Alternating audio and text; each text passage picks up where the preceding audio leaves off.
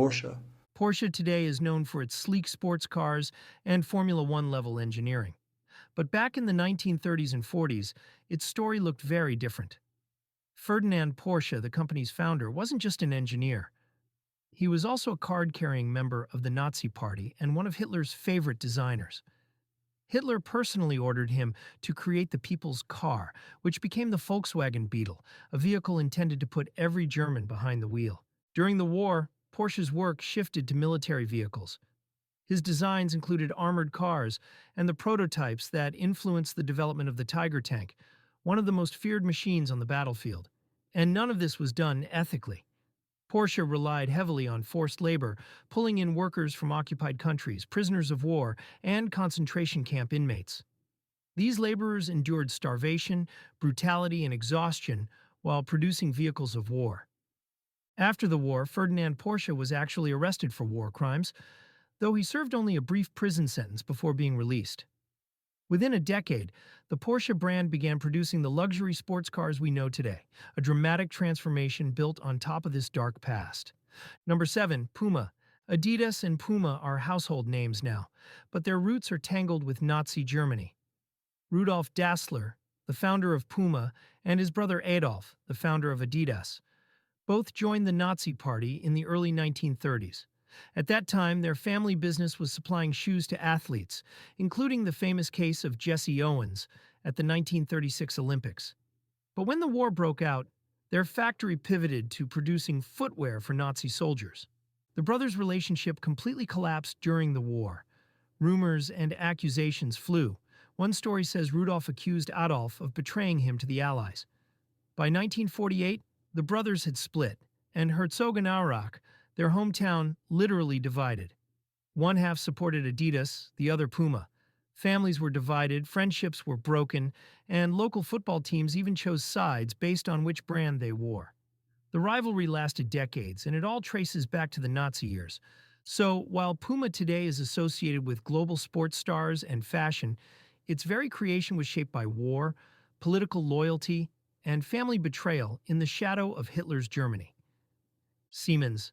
Siemens is one of the largest industrial companies in the world today, producing medical technology, energy systems, and electronics. But its Nazi-era record is deeply disturbing.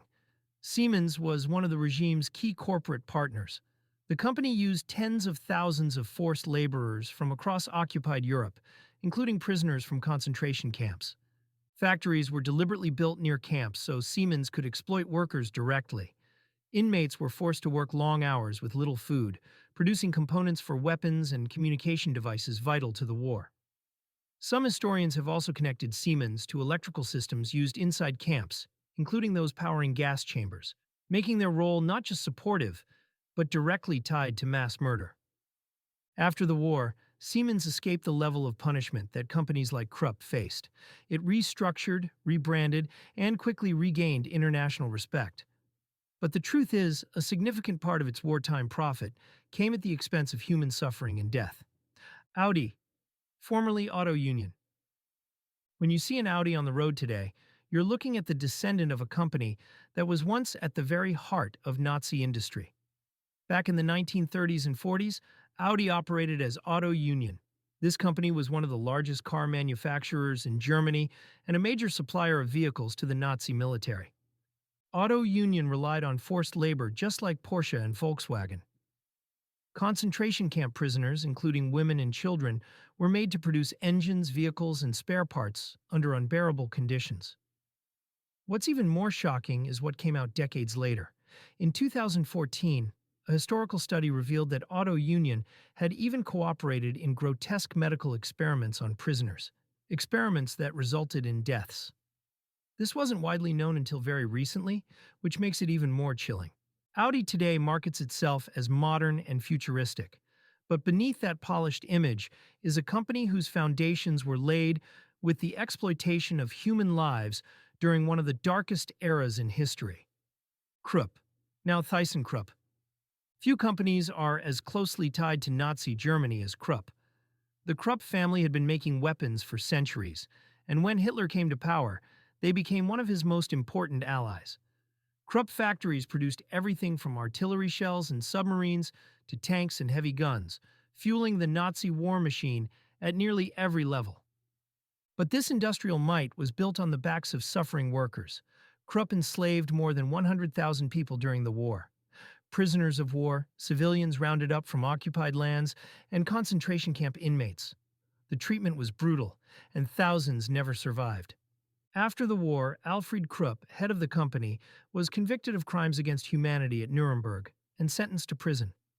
But in an astonishing turn, he served only a few years before being released. Not only was he freed, but he regained control of the family empire and continued running it until his death. Today, the Krupp name lives on as part of ThyssenKrupp, a major steel and engineering firm, but its history as Hitler's armorer remains a permanent stain. Opel. Opel is an especially interesting case because it shows how international corporations got tangled up in the Nazi regime. In the 1930s, Opel was owned by General Motors, an American company.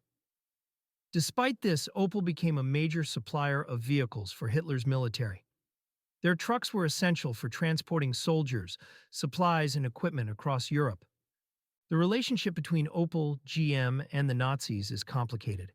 Officially, GM executives in America tried to distance themselves from the regime. But in practice, Opel's German factories kept working for the Nazis throughout the war. After the conflict ended, Opel quickly rebuilt and became a key player in the post-war car market, almost as if nothing had happened. This story is unsettling because it shows that the Nazi economy wasn't just German.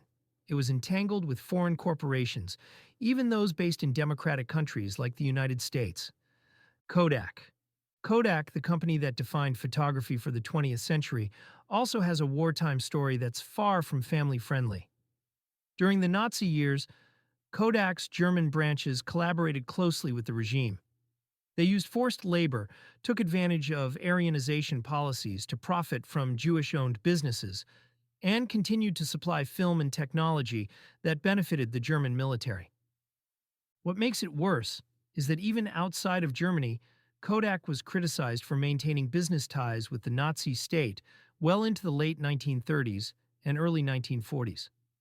This was a time when the world was already aware of the regime's aggression and growing brutality. Yet profit often won out over principle. So while Kodak ads sold the image of happy family moments, the company's reality in Europe was much darker, a reminder of how corporate survival sometimes came at the cost of morality. Nestlé. And at number 1, we have Nestlé, the world's largest food and beverage company. Nestlé benefited significantly from the Nazi era. The Swiss-based corporation expanded into Nazi-occupied countries, adjusted its operations to fit into the regime's war economy, and continued to grow while millions across Europe faced starvation and displacement. Research has shown that Nestlé executives at the time were sympathetic to fascist governments, which helped the company secure favorable treatment under Nazi rule. In occupied France, for example, Nestlé factories continued producing products without interruption, even as local populations suffered food shortages. The company's willingness to adapt and collaborate meant that, by the end of the war, Nestlé was stronger than ever. After 1945, Nestlé carefully rebuilt its image as a friendly, family-centered brand. But when you look closer, part of its foundation rests on a period when compromise with dictatorship was seen as a path to survival and profit.